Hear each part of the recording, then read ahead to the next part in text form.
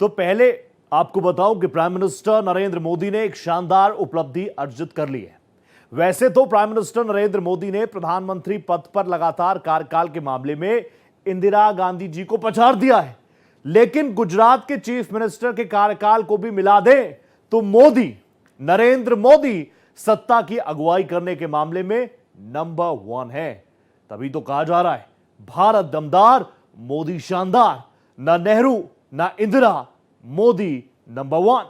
वहीं प्रधानमंत्री मोदी आपको बताऊं मालदीव यात्रा पर हैं और मालदीव में मोदी मोदी की भी गूंज है। एक खबर जो है वो मैं आपको आगे चल के बताऊंगा, जो कि एयर इंडिया से भी जुड़ी है, और क्यों एक के बाद एक पायलट्स बीमारी का बहाना बनाकर अचानक छुट्टी ले रहे हैं।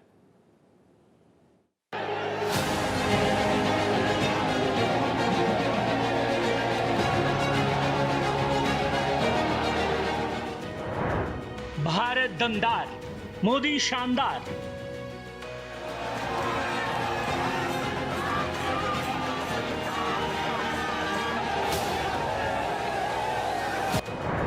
न नेहरू न इंदिरा, मोदी नंबर 1। मैं नरेंद्र दामोदर दास मोदी ईश्वर की शपथ लेता हूं कि मैं विधि द्वारा स्थापित भारत के संविधान के प्रति सच्ची श्रद्धा और निष्ठा रखूंगा। मोदी ही नंबर 1 है।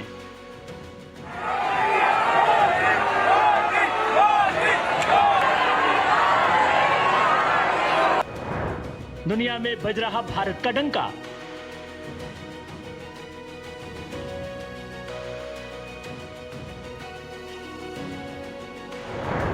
भरोसे का नाम बना भारत।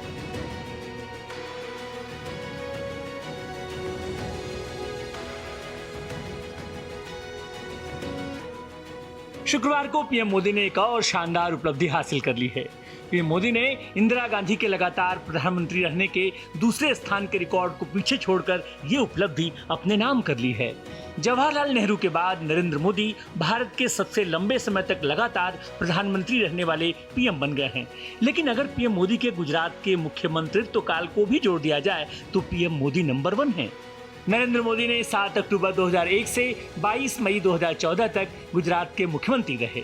उन्होंने लगभग 12.5 साल इस पद पर कार्य किया, जो गुजरात के सबसे लंबे समय तक सेवा करने वाले मुख्यमंत्री का कार्यकाल है। इस दौरान वो 3 बार 2002, 2007 और 2012 में मुख्यमंत्री चुने गए। नरेंद्र मोदी 26 मई 2014 से लगातार 4078 दिन पूरे कर लिए हैं, जिससे पीएम हैं। इस तरह इंदिरा गांधी के दूसरे लगातार कार्यकाल को पीछे छोड़ते हुए भारत के दूसरे सबसे लंबे समय तक लगातार सेवा करने वाले प्रधानमंत्री बन गए हैं। वहीं सूबे और केंद्र दोनों को मिलाकर पीएम मोदी भारत के सबसे ज्यादा समय तक यानी करीब 23 साल से ज्यादा सत्ता की बागडोर रखने वाले बन गए हैं। नरेंद्र मोदी ने वैश्विक स्तर पर भी और अंदर के स्तर पर भी जो छवि बनाई, उसका बार बार जन समर्थन इनको मिलते रहा।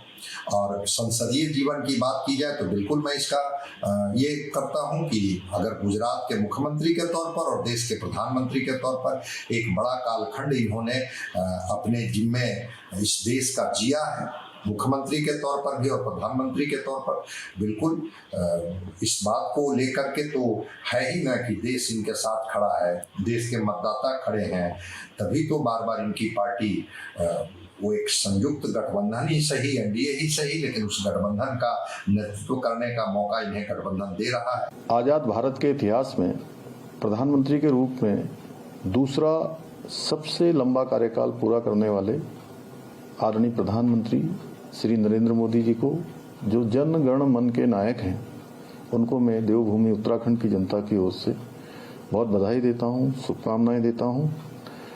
उनके नेतृत्व में आज देश तेजी से आगे बढ़ रहा है। विश्व के अंदर भारत की एक अलग पहचान विकसित हो रही है।